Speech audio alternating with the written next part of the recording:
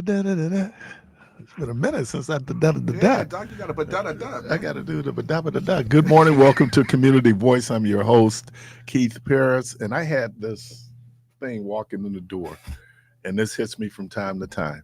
How the hell did I get this job? Man, Good morning, Jivo. Good morning, I Jivo. said Man, you're that. very good at what you do, man. Very Yeah, I wish, effective. man. How the I just walk in going like, how? Who was sick? Who's injured that Keith is playing? Say how? I remember when Aaron Rodgers got hurt. I went to this. Where did we go? Victor's, and watching game. They did that big Monday night thing with the chicken wings, and so man, I get a phone call from my wife. I step outside, got another drama going on. I come in. I don't know who his backup was. It was like, this is the first quarter white dude in the game. And come to find out, he broke his collarbone. What was that? Brent Hurley? It could have been. Who knew? Yeah. Yeah, so it's like, wow. So I always say, man, if y'all going down and y'all watching the Bucks game and Keith is in the game, a whole lot of people hurt. So let me do this. Today is my dear wife, Rhonda's birthday. Happy birthday, Rhonda. Happy birthday. Yeah. Oh, wrong. Happy birthday, Miss Rhonda. Happy birthday. So happy birthday. I know she's in a meeting right now. But happy birthday. Happy birthday. People say, Happy ooh. birthday. Yeah, No. that's Jermaine. Accident. Do, like, Oh, man. Add them claps real quick. I go home. Yeah. You didn't push the button. Hey, but you get blamed. There you if can blame. People get hung up on it. Why you hang up on me? Well, actually, technically, Right. what The happened engineer was hung the up. engineer hung up on you. I wanted to, but I couldn't get to the phone quick enough to hang up. Man, look at this weather, Lord. What you doing now? Look at this weather. Hey, man, it's that time. Man, I guess it's windy and it's so man, I gotta get the winter gear out now.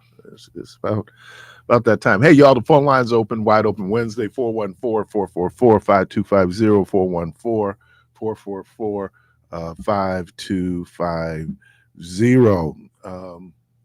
That What does that OKC mean Houston exactly? game That last. mean- Oh, I'm sorry. Hey, Clark. Hey, man, my You, bad. Clark? You the first one spoke to me this morning, man, after Carolyn. So, hey, man, what's happening?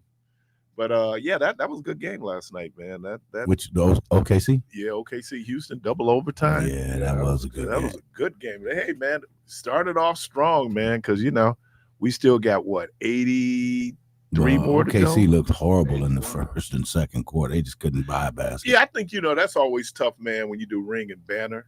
Trying to get everything back to where it People is. settled down from all that Yeah. celebrating and so forth. Yeah. So the Bucks do their season opener tonight. This is one of the first times that we've had a home season opener. Normally, their first game would be on the road. On the road. Mhm. Yeah. So they'll be down at Fiserv tonight. The Washington Wizards and Chris Middleton. He'll probably drop 40. 90. just drop 40 on Well, the Bucks. Let him go off. Don't let nobody else beat you, though. Yeah, I don't know who else they got. I got to pull That's up. what I'm saying. That's exactly what I'm saying. Man, Man. no. They got that young boy, that young rookie. Forgot his name, but he's nice. Well, Jordan Poole didn't work out. No, for him. Jordan Poole is in. He's in New Orleans. Yeah, he didn't work out for him. Man, we got 3 Antetokounmpos, man. Yeah, I think all are suiting up tonight. Yeah, I know clap Thanasis is. to clap hard on the bench. Yeah, I they know gonna- Thanasis is. Yeah, they gonna suit up and be. I guess I have to learn the other. Now I'm thinking, is that the one that went to Dominican? Alex. That's Alex. He's the older brother. No, he's the youngest brother. So that's one went to Dominican. Yeah, that's one went to. Okay. No. Hey, what up, alum? Okay. All right. You should do that when you go down there, man. What up, alum? Yeah, what's up, alumni? I come from Dominican too, man. Yeah, I met Diamond Stone's uncle. Who again, Dominican. Got a caller? Already? Hell yeah, man. Jesus. Caller, welcome to the program. Good morning, Mr. Parris. Thanks for taking my call. Brother Christopher. Assalamu alaikum to you all. Peace to you, brother. Yes, sir. Mr. Parris, when we spoke last about the marches, and I said that that I'm aware. At least I could speak to this fact that we are not to be in attendance in such gatherings. And when you spoke in response, and you said that there were people who were against the Honorable Minister Louis Farrakhan and the expression of the Million Man March, what I wanted to make as an absolute distinction that should be taken into consideration. Before I say it, I'll preface it with this, that I'm not sure if this is scripture, but I know that this is a statement that rebellion against tyrants is obedience to God. So when I spoke about the Million Man March and these marches, the big difference is that the utterance that the Honorable Minister Louis Farrakhan spoke, and he even said himself, that's not what he was thinking, or it came through him. And we consider that was a calling through him from God to bring Black men together in the most powerful nation on the planet, in the world, in the last 6,000 years, to bear witness against our inactivity with regard to responsibility, taking responsibility for the condition of ourselves and our people and our condition overall, atonement, to atone. Now, the people that are, I don't know who called these people together. Maybe it's just emotion. I'm sure there's some organization involved somewhere in between some people. But I don't think that, for the life of myself, that these people who are enraged and expressing their disdain against what the current Pharaoh is doing is not on the same level, or doesn't even come in the same realm of discussion as for me. You know, do you understand what I'm saying? Yeah, I think what I was saying was that any call to justice should be supported, regardless of it should be supported if it's a call for justice. The Million Man March was about atonement, but it was also about justice, right? Yes, was. Sir. So we and have. Can I say this? We have. Well, we have a responsibility. And it's not to diminish. I'm not attempting to diminish what is taking place. My ultimate goal, or why I was calling, was just to show honor for us as a people.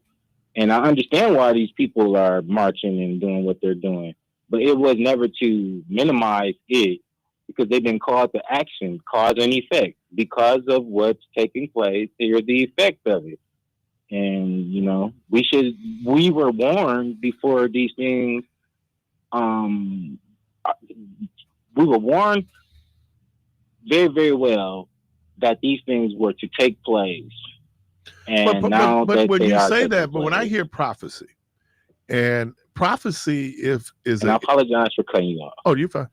Prophecy is an if-then proposition. Prophecy says that if you change, we use the word repentance, which means to turn away from, to change, you can prevent some of these things from happening, right? Right. Now, yes, sir. When we hear the word prophet, we immediately mystify it. And then it turns into a whole lot of spooky. It turns spookiness, spooky. where the prophets, we use that, and then that's the other thing, because again, I was talking about just our descendants of enslaved Africans' relationship with the Bible. We look at, this was a spiritual battle. It was a spiritual battle in terms of the behavior of the people. It still was a military, political piece that was happening. Right. And so now we look back 2,000 years, 3,000 years, and we mystify it. But no, it wasn't. That struggle was there were things that internally weaken a nation. part of the fall of the Roman Empire was that Rome had expanded beyond its capacity to rule. And so beyond that, then all these groups, particularly people from northern Europe, were able to come together and basically weaken the Roman Empire, and then the Roman Empire, and then even the split in the church, the early church. We talk not the church of Paul, not the church of James and Peter. We're talking about the Roman Catholic Church. All those things conspired to destroy Rome from within. It was very difficult to because Rome was just that powerful. I was just reading about someone was making. They said that they thought that Hannibal and Carthage could have controlled Rome. I'm going militarily. Rome was able to regroup, and this is where, and I'm gonna pull up the Latin phrase for this. Bobby Kennedy used this quote. He said, "You made it a desert, and you called it peace." Okay, and Pax Romana. And so, yes. So what I'm saying is that there are times where people have overwhelming military and material force. They're able then to go in and conquer and dominate other people. But as America, but is, and I think has done exactly. But what America is going to deal with, I don't know if you've seen the movie Civil War. No, I don't want to watch it. Civil War is a jarring movie on a lot of different levels because they had a civil war. And they don't even know what the cause was. There's one more thing that I wanted to add, and I'll go because I know people like, what the higgity mix is he still on the phone for?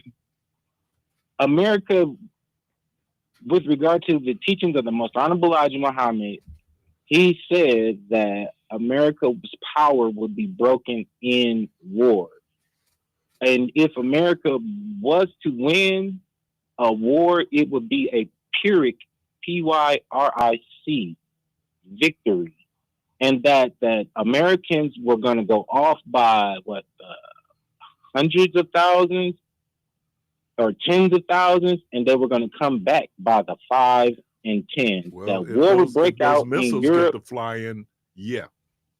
And the war would break out in Europe. It would spread. Yeah, and there's always and that would be there's always going to be war. Well, and to the man of perdition has been, and the man of perdition, or the man of sin and the son of perdition is revealed. And once that person has been sat down, then peace will reign. Okay. I didn't actually hear. I just kind of got a little blurb. Thank you, Christopher. I got a little blurb that Paul Morton now, Bishop Paul Morton, he getting all militant. I am, we were so Holy Ghost filled and what to say, heavenly bound, no earthly good, that especially the black church became so insular. And in some ways some of our black churches signed on to this whole evangelical movement in the country. Now all of a sudden, Paul Morton is realizing that, but there's a lot of white Christian nationalism in those evangelical groups, and they're no fans of ours. From time to time, I had Pastor John McVicker laughing when I described the Sun Network, SON, run by Jimmy Swaggart Ministries as, religious porn, because what happens is you go in, they're great singing. Oh my God, those some singing, that band. Oh man. But then Donnie gets up talking. And before Donnie, it was his daddy. And I remember when Obama was in office, the Swaggers wore Obama out. They couldn't stand Obama. Now I'm thinking, what is this? His policies? But no, y'all rednecks from Louisiana, it was deep. It was race. And you had black people who still sit in that church, right? These are the same people who were in Mozambique. They went into destabilize the Mozambique government. It's one of the reasons why he ended up getting kicked out of the Assemblies of God is because of his support for white South African mercenaries who went into Mozambique. You know, so and we got to just be careful, because for some Negroes, all you have to do is say the Lord said or the Bible said, and they're in lockstep. Try the Spirit by the Spirit. You got to know about truth, man. And some of the games that they're running in terms of the whole religious piece. And here's the other thing. This is why you have Donnie McClurkin, who did his last recording. He did it at a TBN studio down in Nashville. And so then when he was being interviewed, he talked about how much he loved George Bush. Oh, he loved George Bush. George W. Bush, that was his boy. He just, and then I'm thinking, Negro, really? Now, he's a former gay black man. Now, I don't know how you do that, but he's a former gay black man. And that church that he puts his support in, and that's the other piece of it. See, the money that you get running with the white evangelicals is different money than you get when you just depending on black churches, right? I'll give you another one. CeCe Winans. She's another. Oh, and speaking of CeCe Winans, how about Bishop Marvin Winans? Oh my God, singing. That brother can sing. He's wrote some great music, the whole thing. But that woman, when she got in the wrong line, did y'all hear that story? I seen it, but I mean, did you see the whole footage of it though? Okay. No. But the whole footage. Yeah, you got to see the prior footage, because he gave instruct, and it was actually on the news too. They did the news article. Yeah, and they were in his ass out. Excuse me. But he actually clarified that when you watch the whole video, he says 1,000 plus 1,000. If you want to give 1,000 plus 2, that's fine. And then he said, now if you want to do 1,000 plus 250, go over in this line.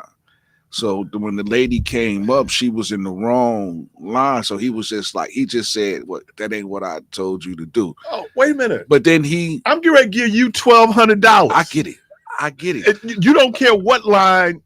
You right. I get it. And see, here's the thing about Marvin Winans, right?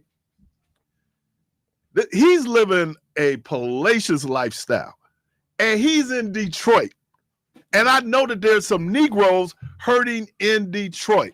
Now, was that money being raised? I don't know. Was it being raised for mission work? I heard it was raised for the building fund, right? Was it the building fund? Yeah, it was raised to help build part of the sanctuary, but it was their giving service that they was having. So that's why it's been portrayed like that, because betrayed like that. Well, for the simple fact, because you only see the video with the lady standing up there, and that's what's really circulating. But when the whole video is shown, I think what then people you can are understand. reacting to is, first of all, the lines. That has been a problem going back to as long as I think Reverend Ike. So this idea, and then you're raising this money, and I'm sure, I don't know, I'll have to go and look and see what Perfecting Ministries is doing in terms of, certainly I know where he is on social justice, right? But I'm trying to figure out, so then you're raising that money because you're doing it for the sanctuary. What is outreach? I can't tell Christian people how to spend their money. Jesus did. But now we can't say that he's not helping the community, because I'm not saying, I didn't say that. I said I didn't know. I know. But if and then here's the other piece of it. Even if she is in the wrong line, so what? She can give you $1,200. Yeah, but then even Jesus works in decency and in order. So you don't want chaos. What'd you say, Keith? Wait, for the simple fact, because you don't want chaos, because then that could have been somebody chaos. Else. Yeah, that could have been other people. If other people would have had the mindset, it's going in the same pot. But how they were structuring it for a reason like that, because it helps we used to with do the count. something back in the day, and I'm so glad they don't do it anymore.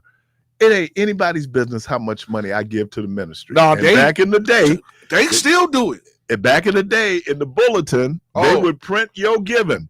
Yeah. Now So I grew up Baptist. and no, That's shame. and that's, I played for the that's Baptist. shaming you. No, but check this out. It That is true because It I is. seen that. I seen that coming up because even though I was coaching, I played for the Baptist folks. So that's how I got inside. I knew what they was doing over there. That's how I got inside of the regime to infiltrate from the inside out. No, but on the Kojic side, and this is what I used to hate. I used to hate this. Such and such gave $1,000. Mother Betty Smith gave $1,000, and I come up with $5. God bless you. Wait a minute. I don't get a shout out. I don't get a shout out. Hey man, hold up. My $5 don't get a shout out. Like, yeah, my $5 spent just like Mother Betsy's mother spent. You know what? If I man, hated that, and I always tread softly, criticizing colleagues as it relates to the ecclesia. But some of the stuff, man, It's that ain't ridiculous, God. man. It's ridiculous. That's us. And then we rationalize it. And so then when I start getting the calls, where is the church? They're going to say, hey, like what he did up here. And then you go like, is that representative? No, it's not representative. Right. But and if he got called out on, he got called out because my mama taught me I was raised right. I don't care what anybody give you. Say thank you, be gracious. What? And the money's going in the same pot. But he wasn't mean to her though. He was kind of playing with her. And then social media kind of took it and put a spin and twist on it. But in the days of time now that everything is caught on camera, I do get to what you're saying. You got to be sensitive and know that everything now is being broadcast. So you're going to see and hear everything. So you got to be strategic of how you do it because Satan can use this moment to run a lot of people away from the body of Christ. Now you're laughing at it. No, and when I'm laughing at you say Satan used this moment, Satan got a whole lot of moments. A whole lot of moments, yeah. That is true, but he's been strategic. And none of us are perfect, but I'm just saying, but it's the fact, and it wasn't like she was come up with $50 in the $1,000 line, the $2,000 line. She came with $1,500. Yeah, but I can't think. When's the last time you gave $1,500 to the church? Give me the crickets. Hold up. Give me Jimmy. Jimmy got crickets. Yeah, Jimmy got a whole lot of crickets. Jimmy the cricket. Yeah. So the fact, oh man, that's and I look from a sociological perspective. When you look at how we're suffering as people. Okay, all right. You listen to Community Voice. I just did my rant, and so anyway, all right. Hold on, we're gonna do a break. Yeah. All right. You're listening to Community Voice. I'm your host, Keith Parris. If you're lucky caller number 5, you have the privilege of giving us $1,500. Bring them in, Jesus. For the building fund. We're gonna take a quick break. We'll be right back.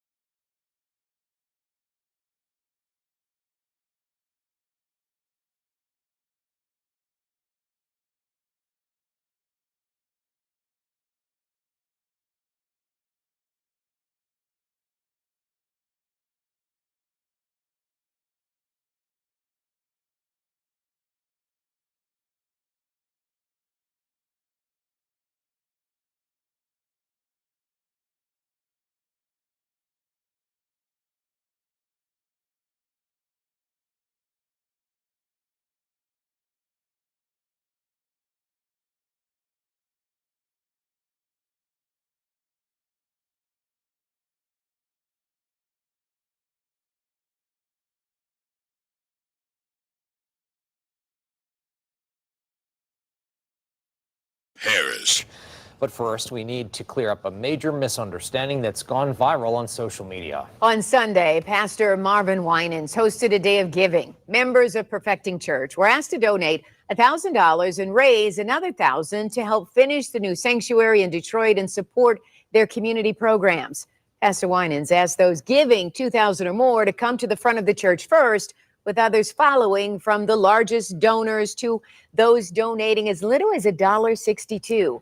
But one member, Roberta McCoy, went viral after someone posted video of her coming to the front with less than $2,000, claiming she was rebuked by Pastor Winans. I spoke exclusively with both Pastor Winans and Roberta McCoy, who says she's been attacked online since that video began spreading. You're the woman in that viral video. Right. He did not rebuke you. He absolutely did not rebuke me.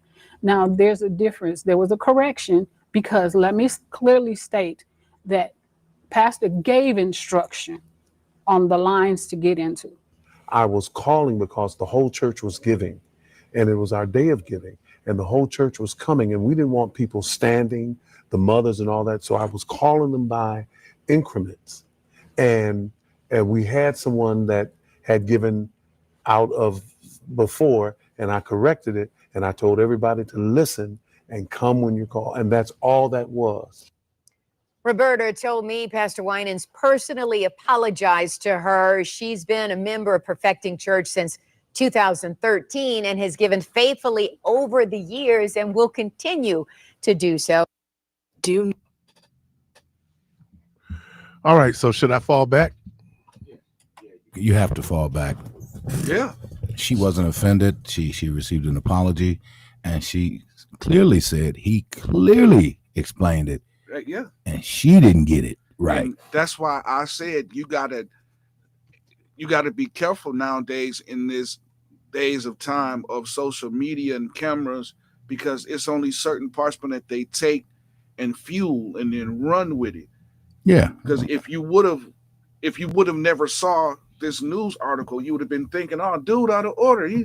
He just, woo woo woo." But well, in this age of AI, and even before AI became as prominent as it is, when we think about music, we can take a chorus and cut one word out and make it be something else, and take this piece. Every time you hear a song, when the hook come back around, they're not singing it every time the hook come around. They picking it up and putting it there. Exactly. Yep. So it's editing and There's a couple of things though. I'm sorry, man. No, I'm just saying, you can manipulate things to make it look or be the way you want it to be. I just think that people have to be careful, because, and this is why, again, they pulled and rolled back restrictions on this whole AI thing, and you not being able to know what's real and fake. No. I'm just saying. No. I mean, this wasn't AI, but what I'm saying is, they know that whatever you see, you tend to run with. So if you see it, then you tend to believe that it's real, because people nowadays operate off of, if I can see it, then I know that it's true. Well, again, which in reality, the AI is not true. As Jermaine spoke to, you didn't see the whole video. Exactly. So that's the manipulative part right there. Yeah. To try to substantiate what your claim is that he was wrong, he was out of order. Not you, but the person who posted it, or however you got it. Exactly. They didn't give you the whole thing. But isn't it a commentary? Same thing with Marvin Sapp. You got it wrong. What I'm saying is, there's a perception outside of the church that it seems that the church is more concerned about money for itself, right? And then when you look at the demographics of some of the people that are in this church, then you have to ask yourself the question. Now, look, I believe that most churches, the money is raised for its intent. Here's the other thing. We're talking about this, and I remember I started off talking about Bishop Paul Morton. I think it's a fair critique for people, and this is one of the reasons why it's so difficult to attract men to church, because men feel like, and I'm not saying they're right in their feelings, that, this dude is pimping. See, but I'm just that's I real get it. talk. And then people go like, well, that's what you shouldn't be looking at. But that becomes a lot of people's reality. I get it, but the problem Well, that I'm I pulling have up in with my that- Volkswagen. He done got him a Maybach. Hold on, wait a minute. And I feel all of that, but you got to look at both sides of the coin. There's two sides to everything. When you go to the club and you see Joe Schmo that owns the club pull up in a Phantom with rims and got girls and diamonds, you don't envy him. You don't say nothing about him. You pay your money, you go in the club, you drink, you get that man, this man, whatever you got, because you want to party. You walk out the club and you get in your pacer and go home. And don't complain. Hold on, wait a minute. And you don't complain He said about pacer. Man, about Joe Schmo getting in the Phantom with rims and diamonds everywhere. But when it comes to the church, you want to talk about the pastor, which I'm not saying that everybody is right. I'm not saying that. But however, if you serve a God that owns the cattle of 1,000 hills, why wouldn't he bless you? Wait a minute, let me finish. Why wouldn't he give you the desires of your heart if this is what you desire? Well, first of all, I don't know if God plays favorites. That's another issue. Well, he does. I don't believe God does. I mean, it tells you that he. No. I mean, listen, God would find favor in you. He would find favor in you, bro. I missed that part. What was that? He said he don't believe that God has favorites, but he does. He would find favor in you. The scripture tells you he would find favor. Finding favor in you is not God favoring you. He's finding so favor for example, in you could be the most pious, go to church, tithe giving, do everything you're supposed to do. And guess what? You can get cancer. So let me ask you this. Say, for instance, me and you is in a circle, right? And we're doing the same thing. And you die, but I'm still alive. But we did the same thing. Did I get raptured or did I die? You died. Oh, here we go. You died. Now, here we go. You died. Yeah, die. You hear me? No more you died. You woke up dead. DED. Night. You woke up dead. DED without the A. Dead, man. DED without the A. Dead, man. Yeah. Well, that's how you woke up. Dead. Now, it's sometimes it isn't just what I believe. I believe that certain prayers and certain people that's praying for you and things like that God finds favor in those people's prayers because the prayers of the righteous, right? Availeth much. So because I know for sure, and I'm just speaking from my experience, there's no way on God's green earth that if I didn't know no better, that I'm supposed to be sitting here talking to either one of y'all because of what I made it out of and what I saw with my own eyes and what I've been through. So what I'm saying is, when you have people that's praying for you, that's going to bat for you, sometimes, and well, I ain't even gonna say sometimes, but God finds favor in those people that's praying for you, and extends your life, man. And the scriptures say that the rain falls on the just as well as the unjust. Okay, let's. I don't know if God has favorites, y'all. We're gonna have to work on that. Right. Well, all right. Welcome to the program, Colin. Good morning, young people. Good morning. Good morning. Good morning, Bishop. You know, I'm a true Milwaukeean, but my parents are Southern. My children is in the South, but I stayed down in Mississippi for a while. And during the time I was down there, when I first got there, I went there in no time. White guy came, knocked at my door, and he said, "You a preacher?" I said, "Yeah." He said, "You pastor?" I said, "Yeah." He said, "God told me to come and tithe into your life." Yeah. And he said, "I want you to meet someone." There was another pastor out of Florida, and we got together and we started a church down there. Now I was the only black guy in this church for the moment. And I mean, those folks took care of me, and we did have different views on some things, political views. And we sat back, we talked about them. And when they really understood my views on how I looked at things and the reason why I voted the way I voted, they said, wow, we never looked at it this way because, you know, the way where I was raised and then when they was raised, it showed a difference. And they didn't see what we experienced. But when they see what we experienced, and then we all saying we head to the same direction of God, but our views were different, and then how people were treated, a lot of them said, you know what? I understand. I can't vote this way anymore. And this was their honest opinion. I've seen them change. Some people do things out of ignorance. They don't know until they're taught. But if you really know who I am and how I stand for things, I am a black guy. I stand for my people.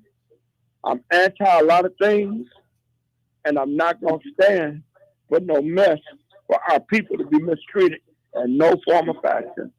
I'm going to tell you like this, that my daughter, I don't allow her to bow down to white people, but I teach her to respect her peers.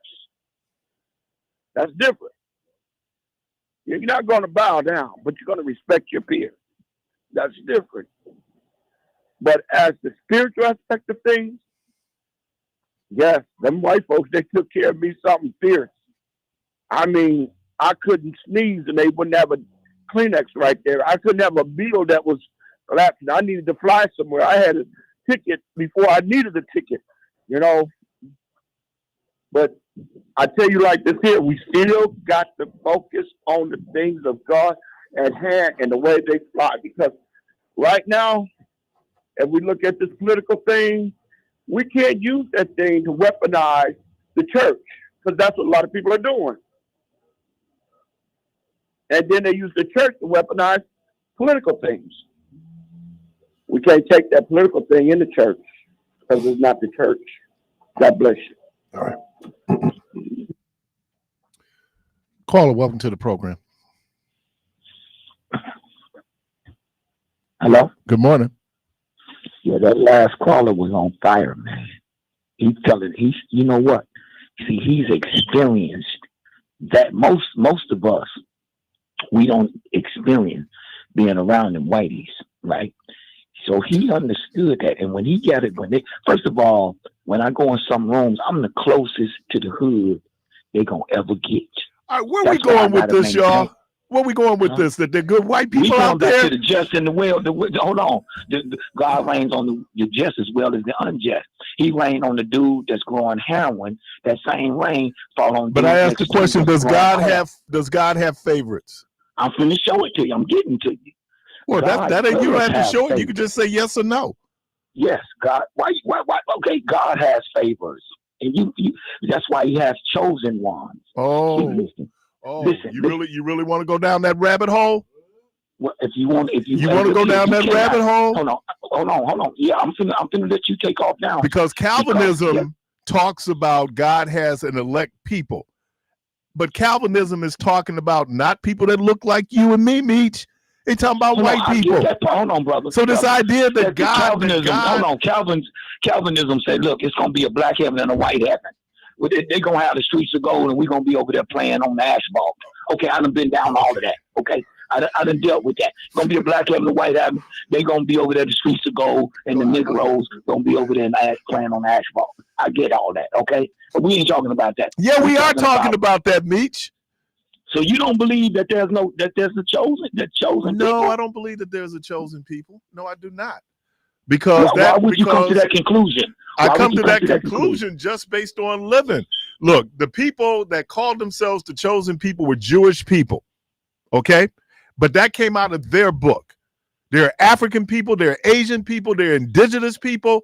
And so then when I asked the question, why would God choose this particular group of people over another group of people based on their history, by the way, which is pretty checkered? Listen, and then why would God do that and to the exclusion of the other 7 billion people on the planet?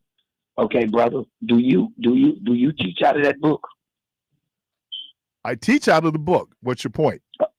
Okay. Why are you saying they book if you teach out of? If it's a bad book, then disregard it. I didn't say it was a bad book.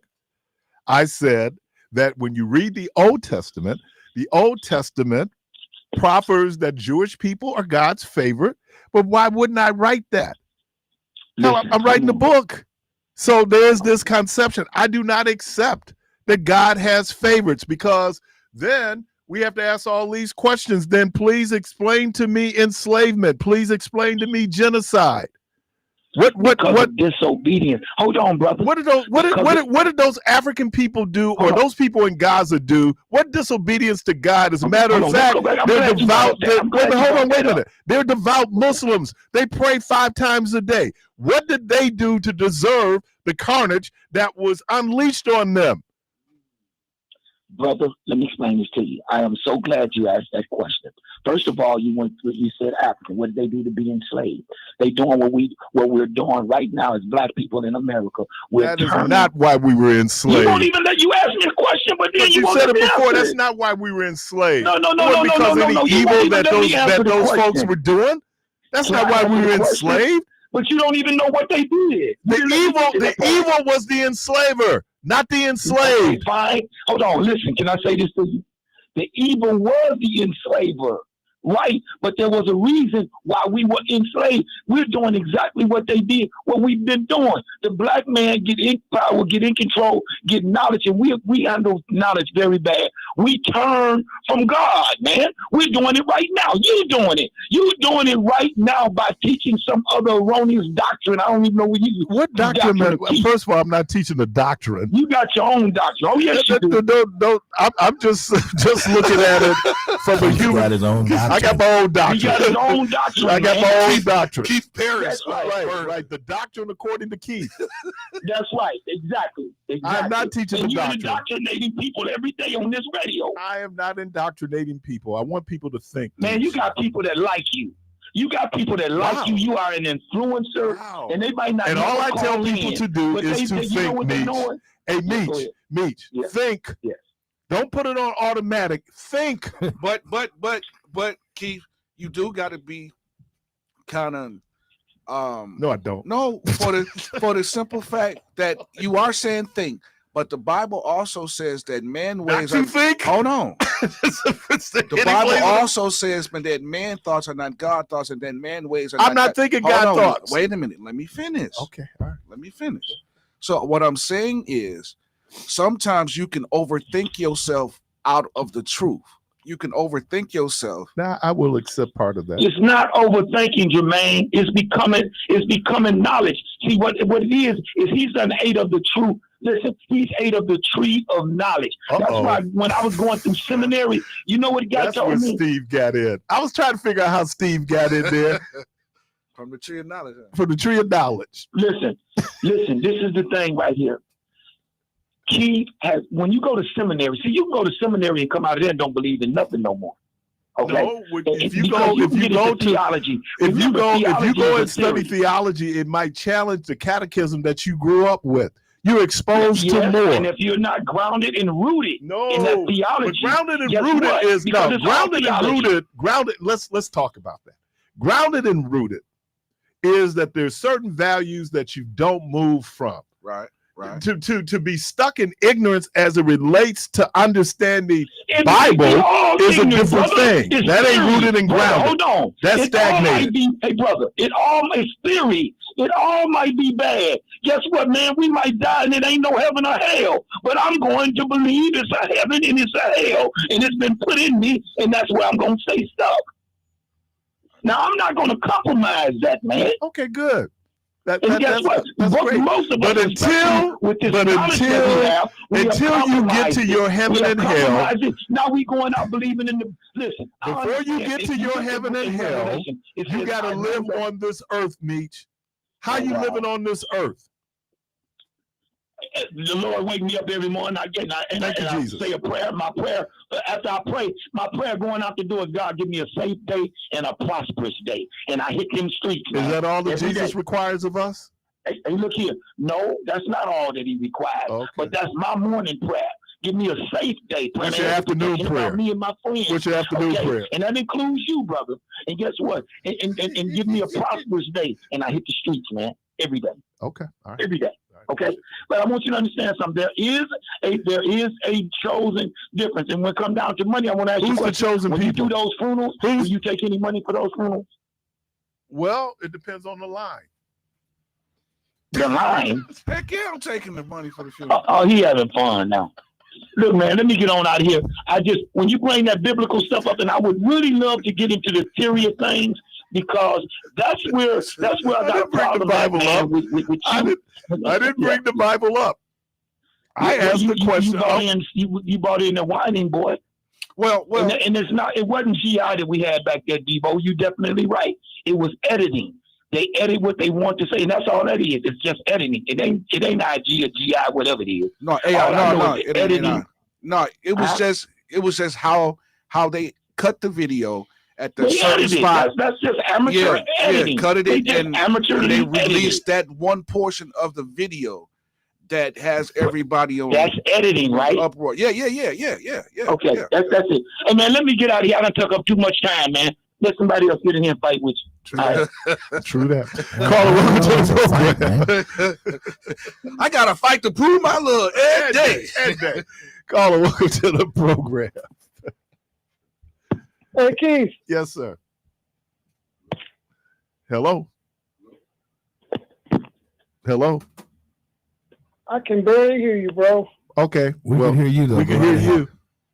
Okay. All right. I can hear you better. Hello? Hello. Okay. Wait a minute. Hey, stop. Hey, right off. Right off. Knock it off, bro. This Hater Nation Trey on here, Let's do it all up, man. He's ready to make his point. Go, man. See if you still remember your point. I remember my point. It's a question for you, Keith. Honorable Minister Keith Parris. When the word of God says that you will know him yes, sir. by his fruit. Yes, sir. What is his fruit? Please answer that for me. Yeah, what is the fruit? Man, yeah. You will know them by the fruit, man, that they bear. Yeah. Now, those two gold Cadillac Sevilles parked at Progressive Missionary Baptist Church up on Hampton, matching gold Sevilles with gold rims, the pastor and his wife. Is that his fruit? Wait, no. Okay, I can give it to you. Let me. He asked me a question. Okay, so let me get. How would you know the fruit? Well, what is the fruit of the Spirit? Come on. It is love, joy, peace, patience, kindness, goodness, faithfulness, gentleness, and self-control. Yeah. Self-control. Yeah. Good one. Okay, I can't control myself and go buy an official-looking car. Bruh. So that's just people won't. I won't put myself in a position to be criticized because of my desire to look like the world. Bro, that's not fair. That's not fair because I'll tell you why. Because if that what my heart desired, that don't mean that it's worldly. Because it looks good and I want it. That's just what my heart desires. Dr. King warned us about these isms. And one of the isms that Dr. King warned us about was materialism. Right. And look, Jermaine asked me off air how I felt about giving. And I said, I'm in a different financial situation than some folks. So my ability to give, I give. Now, I don't give because I want God to give to me. I give because I have received. Right. That's why I give. You don't have to beg me. Because and then here's the other thing. Here's where the material does kick in. The church needs lights. Yeah. Right. It needs heat. Yeah. The maintenance on the church. So it takes money to do that. Prayer doesn't do it. Money does it. Right. What they got to do with that gold Seville in the parking lot? That's what he desired. I think, but Jesus kind of responded to that. Jesus said that he was talking about the hypocrites who go beyond wanting people to hear their prayers and these vainglorious prayers. If your example of God's blessing is a material thing, that could be problematic. Because guess what? The dope dealer is driving that same car. That's right. So And the preacher look I'm, like a dope dealer. no, But but I that's- just said, no. but you know what? And then I'm gonna put this. That's on the congregants. If the congregants believe that he or she should live a certain lifestyle, and they endorse it, cool. Wait a minute. Now you do know, man, that the dope man is riding around in the Pontiac too. He's riding around in the Toyota Camry. He doing his business. It don't matter. He's When he still go to riding. party. He ain't driving that Pontiac. But listen, He ain't driving that Pontiac to the party. I was in the side. That's right. And he's That was telling 14. It wasn't just the Saab, it was the pimped out Saab. It wasn't just the Saab. So I'm trying to make it sound like it was like this little Saab, and you got like a little piece bumper sticker on the back of it. You pimped that Saab out, dude. Leave the low level drugs. I'm out. Bye. They didn't come in there thinking you was a church musician. They going like, oh, here come pimpish. Hey, cause I sure walked in looking like Vampire. Yeah, then you go look at all pimpish. But you know I'm a church musician. Right. You know I play for the I'm level. not arguing people, and I said this: a worker is worth their due. That's not what I'm arguing. Yeah. But I am arguing that, look, I said the first message any aspiring clergy person, male or female, should preach is the wilderness. Because in the wilderness, it talks about temptation and the temptations of leadership, power, prosperity, money, and notoriety. These things are temptations where after a while, because everybody's been called to preach. When you first get called to preach, you're the humblest human being on the planet. But nothing like what you talk about, like the lowly Jesus. Yeah. You are so humble, you are so sincere, and then you get your first $1,500 honorarium. Well, then that's now you have to be careful. Thank you. Yeah, there's the temptation because after a while, you begin begin to believe that this is what it's about. Yeah. And as my late great friend Bill Berkshire used to say, you know something, Keith? Yeah. I go, what, Bill? What, Bill? He go, when your luxuries become your necessity. Come on, man. And what do I mean by that? Man. When we was growing up, preacher. We was growing up. Help us, Keith. Yeah, when we was growing up, we had one TV. It was eight write-outs. One TV. 9 write-outs. One TV. It was still one TV. It was one TV. Write-out is by himself. How many TVs you got right out? Now? Yeah. 4. He got 4 TVs. How many TVs do you need? 1. How many do you want? 4. So right.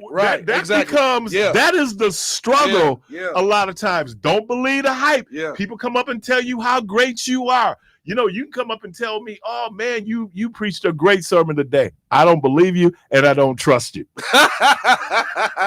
Here's why. What you talking about, Willis? Because that same person will, when you do something that they don't like, will go and say that Negro can't preach, and he think he can preach. Why do I think I can preach? Because I had everybody come up telling me how good I was. All I'm saying is that we have to be, and especially clergy, you have to be careful because temptation is everywhere. And then these material things will become your God. So now everything that's been said in the scripture, it will cloud your it will cloud your judgment where of you what God thinking is. that it's like, okay, so that was nice that when I went over to Greater Mount Debo, that they hooked me up with $1,500. Thank you. What a blessing. But then I go over to little ride out, and all they can afford is $50. And I'm going like, oh, because now you're looking at it from the monetary. That is where evil will get you. Evil will try to figure out if you're a prophet, they're gonna come after you. First of all, the notoriety. Oh, what a great Dr. King. Oh, Dr. King, what a wonderful man. He's leading nonviolence. And then Dr. King took a position against the Vietnam War. And the people who supported him then turned on him. Don't believe the hype. People tell you how much. I tell this story. I know I got to go to break. I tell this story. You know, like when you get your new pastor, oh, that's my pastor. Oh, Lord, that's my pastor. I love my pastor. That's my pastor. And the first time he or she pisses you off, the pastor. I'm leaving the church. Him over there.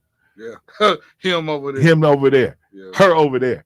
So yeah, it is, and that's the thing about when we're out here and you look at it in politics, you have people say they're running for the people. And I believe that when they first started, they are running for the people. But now you've been brushed by the wings. You're exposed. You see what happens in the room. And here's the other thing. You like being in the room because of all the things that go along with being in the room. And if you can be in the room and not lose your values and not lose your integrity, be in the room. But I'm telling you, man, that level of temptation, and temptation ain't just overwhelming. Temptation is subtle. It's really subtle. I'm gonna run long, man. You're listening to Community Voice Callers. I see you. I was going to say I can't even take up an offering now because I talked about Marvin Winans taking up one. We're gonna take a break and we'll be right back.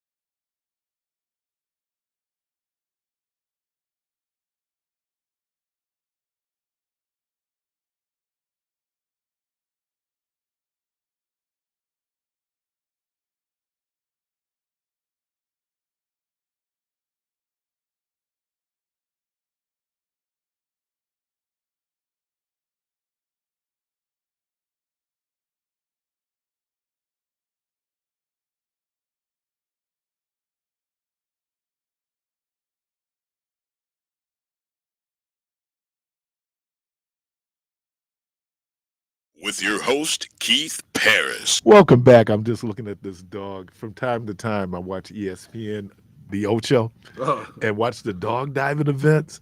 They have all these weird sports. I love the dog races and the dog diving events, man. Some of these dogs, man, and watch their form and the whole piece. Okay, am I good? All right, I'll get the caller. Caller, welcome to the program. Yeah, Keith. What you were saying before you went to the commercial is act up in a nutshell in one verse, and that is, what is it gain a man? What does it gain a man? To gain the whole world. What does it gain? Yeah, what does it profit a man to gain the whole world and to lose his own soul? Yes. So all these physical, luxurious things is not important in God's eyesight to reward you, because what he's doing is rewarding your desires.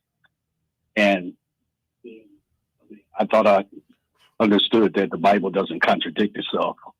I'm out. That's not quite true. But See, okay. but and again, we got to be careful with that, because you don't want to use the scripture out of content. No, but it is. What? No, wait. Because you and I had this discussion, Yeah, Jay. but again, if that's what I desire and I'm not worshiping that, that's just something, because I just want to drive and look good. But here's a word that you use: desire. Right. And here's what's problematic about desire. Desire is based on feelings and drive. Is not necessarily based on something that I've sat down and I'm contemplated, and it's a kind of a sober decision. If history just doesn't line up with that particular application of the desires of your heart, because guess what? Enslaved peoples, the desire of their hearts was to be free. They eventually got there. A lot of them died in enslavement. They and I'm sure their desire. Ooh. I mean, if we gonna be, damn. I mean, they free. They free from the cares of this world. They ain't that what they say? No longer bow. No more chains holding me. Soon My will soul be done. is resting.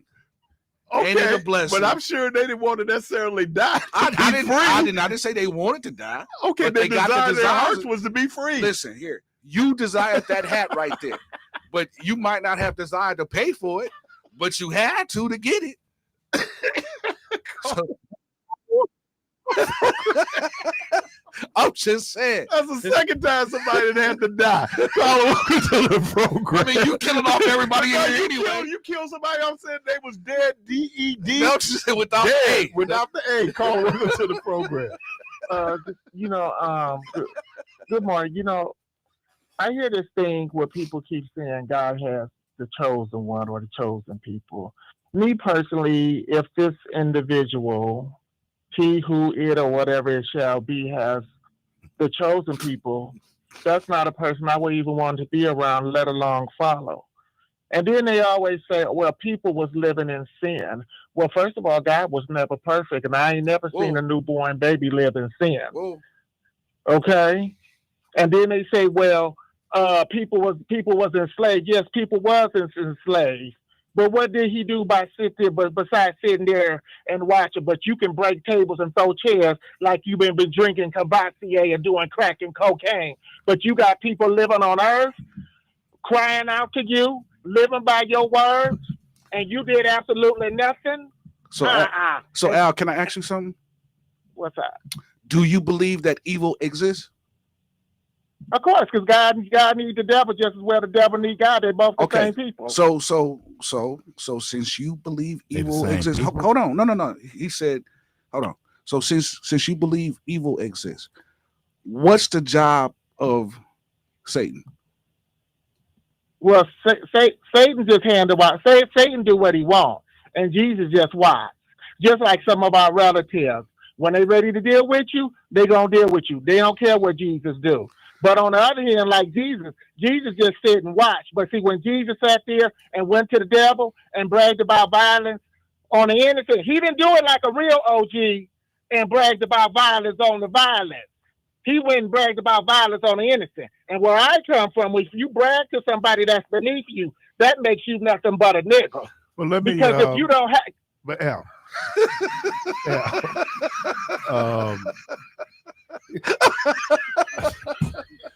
I can't take this dude some days. I think. Oh man! But I, even during the time of Jesus, those folks in Palestine had a desire to be free from the yoke of Roman domination. Okay, so when we hear this word desire, he'll give you the desires of your heart. That can be problematic because what we desire, and I don't know, but I think the point. The point. Sound like Dr. Ward. Is that this idea that God has favorites is problematic for me. For others, that's cool if you want to believe that. I just think that history is not supporting that. And I just feel, and that's our existence. And why should God? Why should she have favorites? I mean. Well, a good friend of mine told me that when it came to God, and I just kind of listened, they said God give mercy just like everybody else. God get out there and hold like everybody else. The only difference is he try to hold the people accountable while he do his stuff and come home smelling like mustard. But God is beyond a lot of this human behavior. Yeah, that's the problem. That's why we don't put genders on God, because God is beyond this. And a lot of this stuff is us. It ain't God. No disrespect to human beings, but God got a whole existence that needs to be managed. And we're such a small part of the existence, but we have just an out-large sense of our self-importance.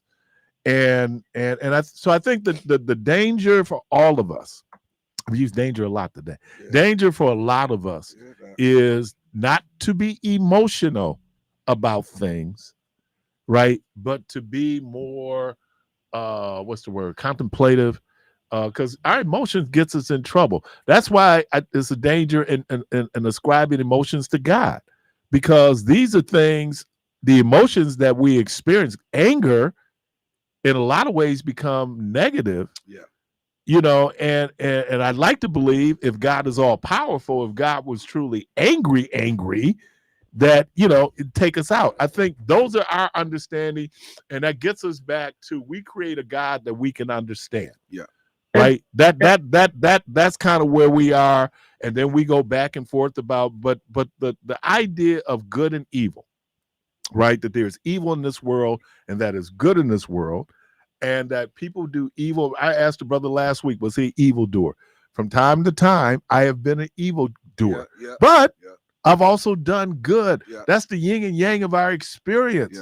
Yeah. And so when we kind of go through things and anger, how do we manage those feelings and those emotions? Because if we don't manage them properly, it'll lead us down a road that we will regret. How about we manage like this? Because people always say, well, you got to get to heaven. I feel like this. I don't want to go to heaven. Because if you wasn't good for nothing on earth, if you wasn't good and you wasn't good for sugar, honey, iced tea on earth, you're still gonna be up in heaven and still ain't gonna be good for sugar, honey, iced tea. Just smelling like old piss. Al, I appreciate you, man. Al, you don't want to go to hell smelling like old piss neither. I don't want to go to neither one, but I'd rather go to hell before I go to heaven. Because if I get to heaven, we all gonna be fighting like an MF up in there. Yeah. Al, listen, bro. I appreciate you. Al. Drink some apple juice and call me in the morning. I appreciate you.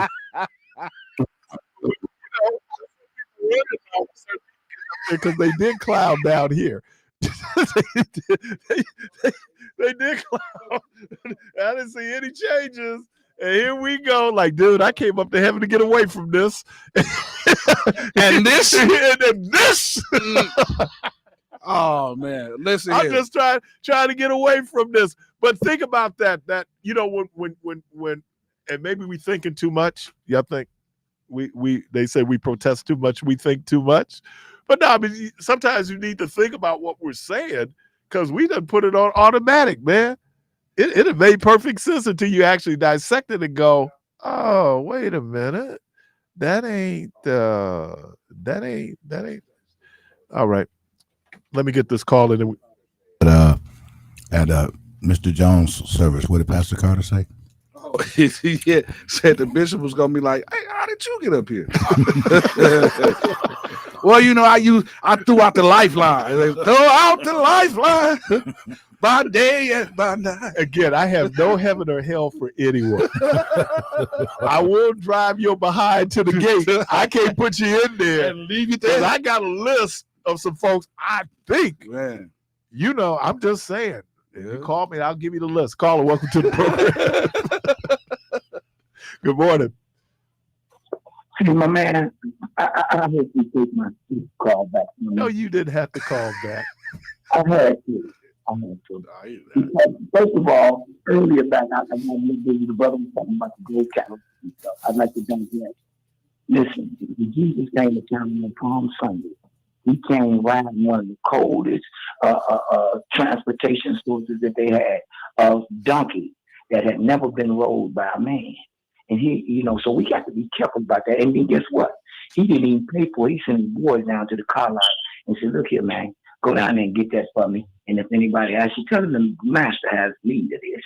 So that's that aspect. Ain't nothing wrong with a preacher or nobody driving a nice vehicle, okay? Especially I drive a nice vehicle. Nobody's making that argument. The argument that people are making is we need to be careful. I can't get into where these brothers and sisters are because they can't get into where I am in terms of what my mindset.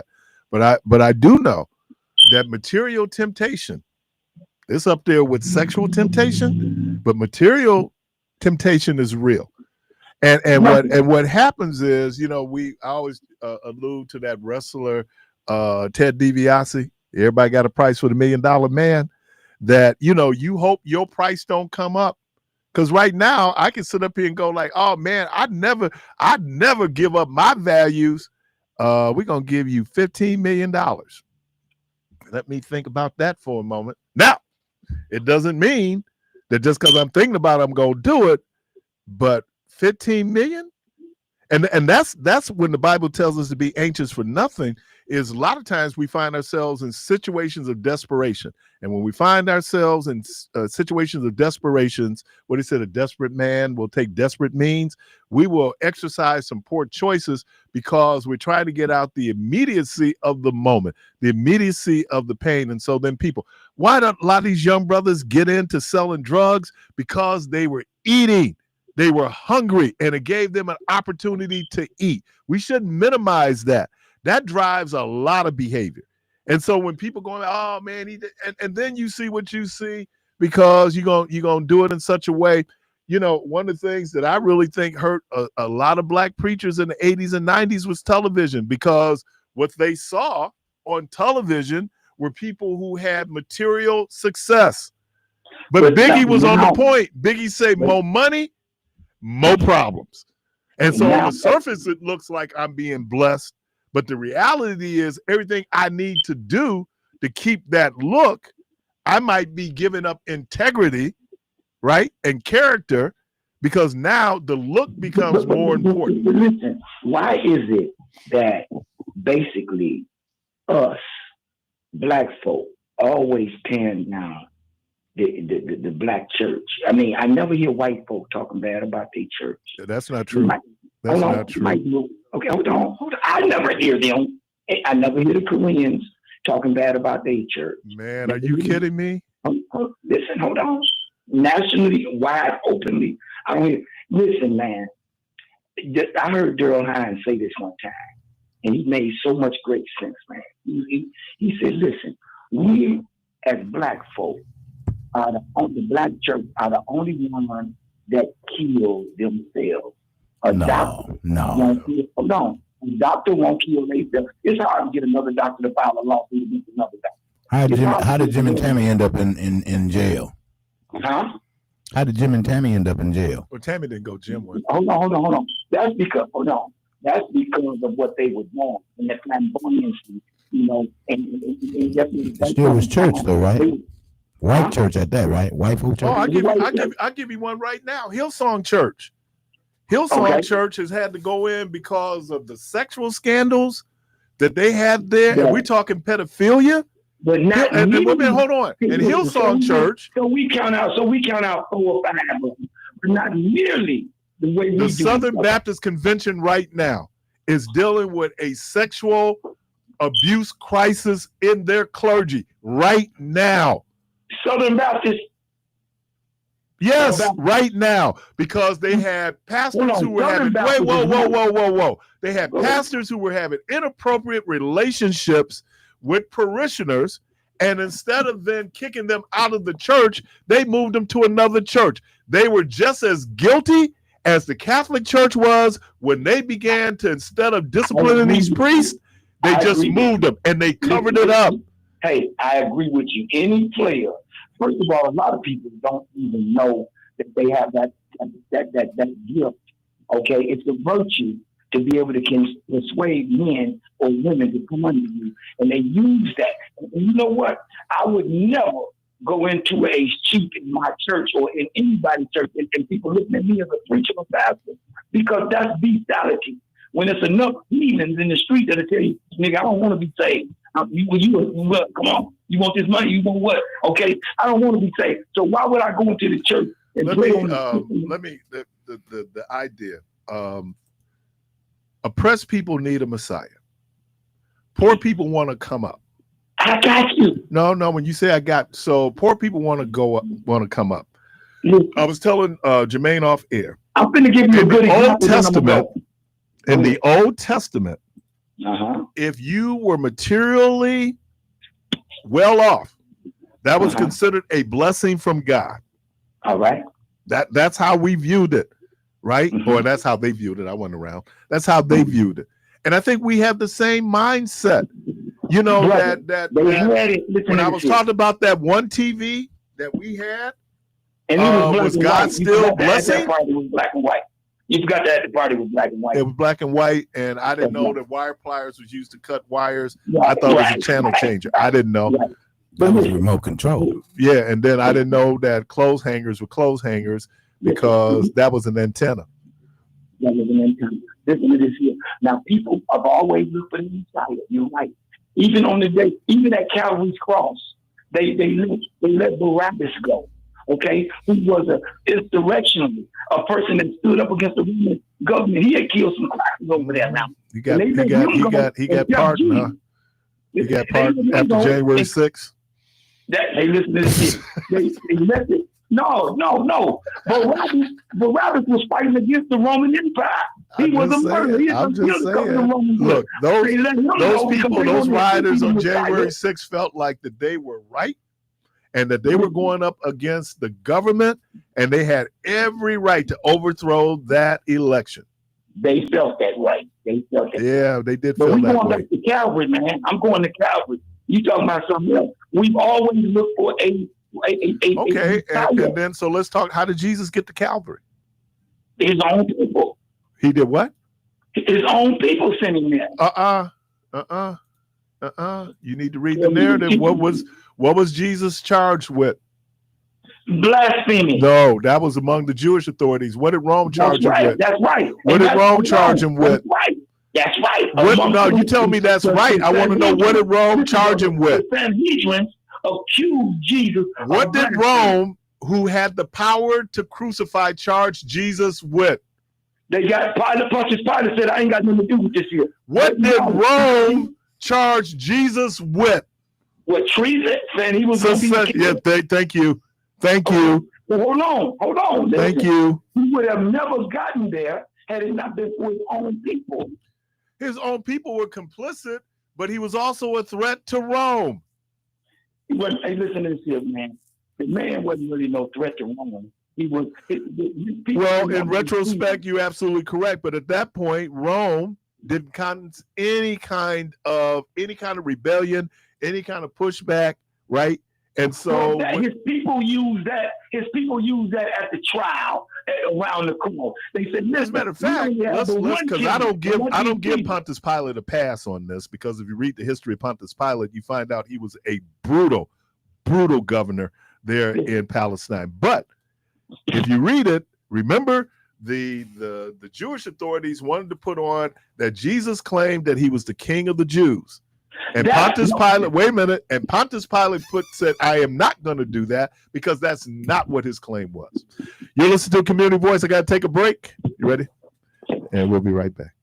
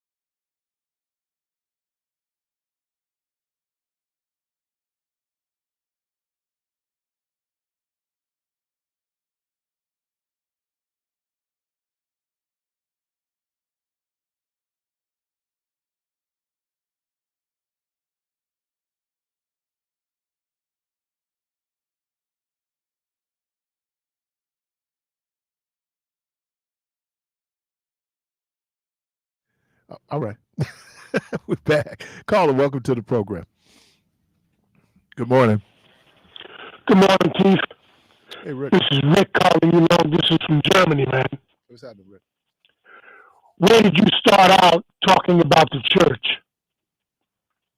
No, I was talking about Bishop Marvin Winans. It's all a big misunderstanding. Well, we say one thing. We religion is nice, but we say one thing and we do what we need to do to survive. I speak as a sinner.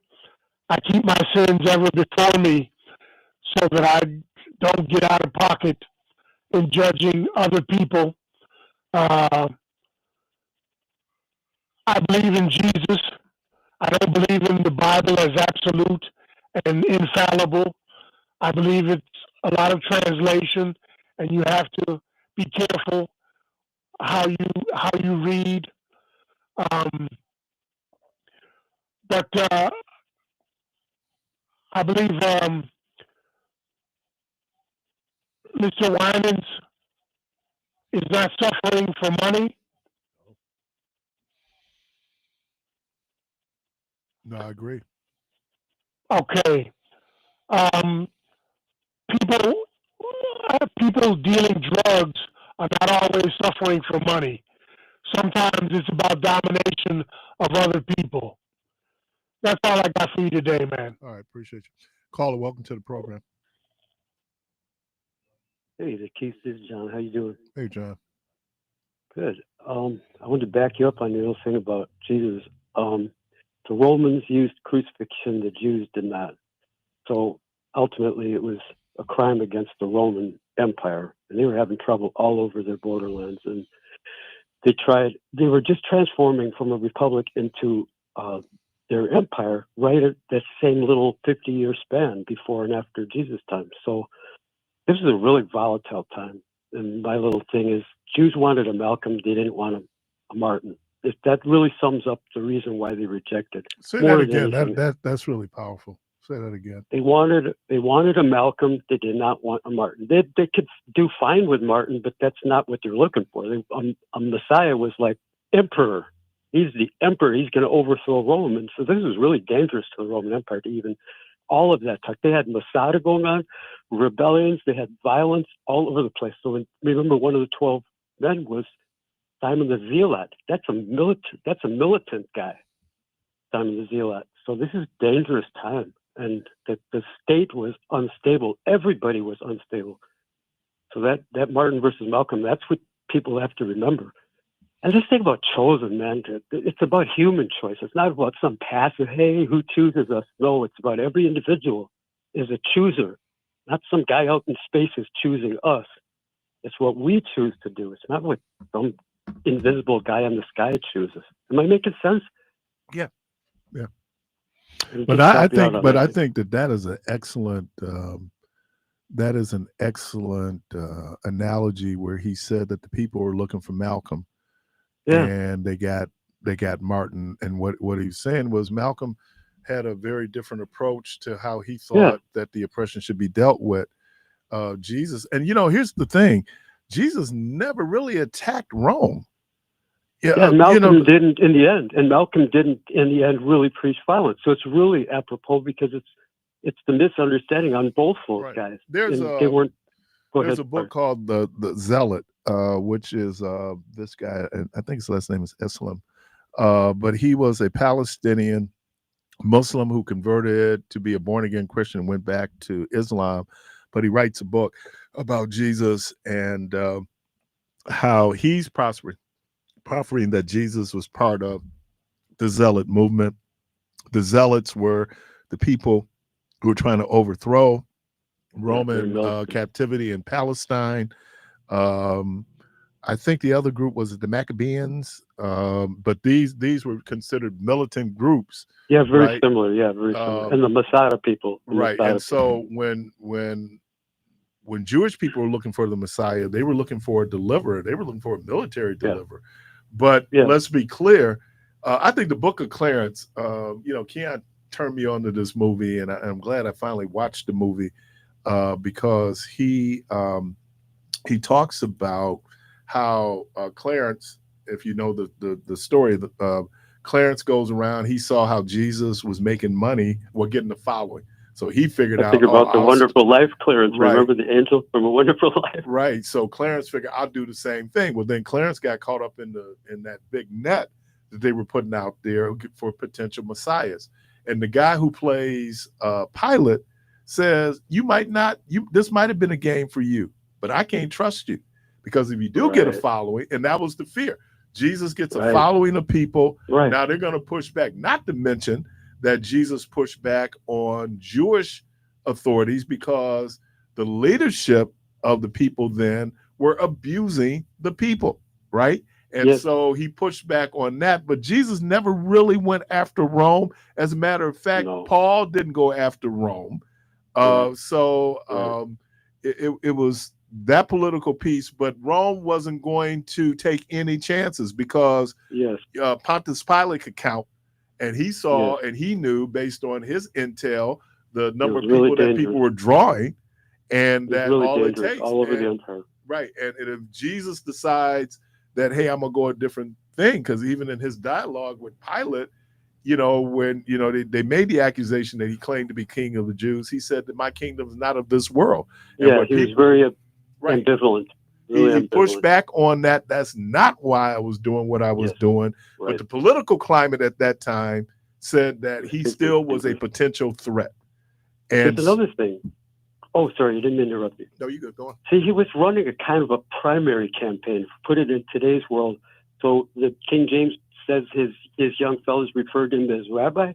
Well, that's a Pharisee. So when he's attacking a Pharisee, he's going hard at them like a primary But campaign. he was different, though, than the people who made up the Sanhedrin.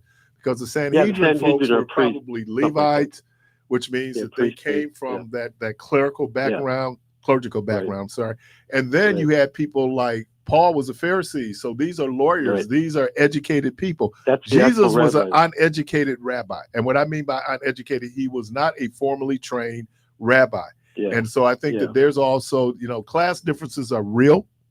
And those class differences existed then.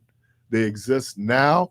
But if you're just taking it away from the whole Christology that, we have been taught, those of us who are Christians, and go on to what was happening historically and politically at the time, right? Humanity. Right. And that's where Dr. James Cone writes the book, The Cross and the Lynching Tree, right? Because the cross was used. It was state-sponsored terrorism, because what happened with the cross was they left you up. And if you decided to go against Rome, this is what can happen to you. And that is the thing that you see where they make public examples of people just in case. Because Rome knew that the people in Palestine were not happy with Roman occupation. No. They hadn't welcomed the Romans. So, just how Jesus got to the cross a lot of times had a lot to do because this was a religious, political discourse that people were having. So, man, appreciate you. I got to go. And the emperor is like a god. That's the whole thing that you're fighting. And that was the problem that Jews had, because, and I know I got to go, but this is why they had to change the money, because Roman currency had a picture. Had a picture of the emperor on, right? Caesar. That's a graven image that was not allowed in the temple. And so you had to change that money that people were using, Roman currency, to Jewish currency that did not have graven images on it. All right. Let me thank Debo. Let me thank Clark, Jermaine, all the callers. Interesting program today. Appreciate you all, the journalists who. You're listening to Community Voice? No, you're not listening. The good Lord willing, creek don't rise. Hope to talk to everybody tomorrow. And as always, go from this place in peace.